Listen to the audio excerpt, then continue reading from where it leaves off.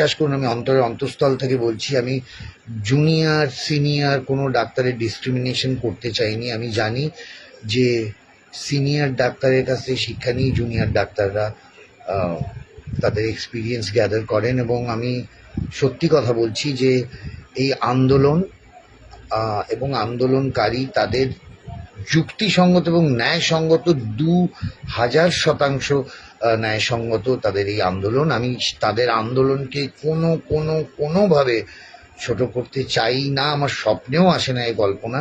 না, আমি শুধু একজন জনপ্রতিনিধি নয়, জনপ্রতিনিধি হিসেবে বলছি না, আমি শিল্পী হিসেবে না, একজন সাধারণ মানুষ হিসেবে বলছি, আমি একজন সন্তানের পিতা হিসেবে বলছি। আমার বাড়িতেও আমি কাউকে বোন, স্ত্রী, কন্যা সবটা নিয়েই বলছি যে আমি বলছি যে রিয়েলি উই ওয়ান্ট জাস্টিস, এবং আমি চাই, এবং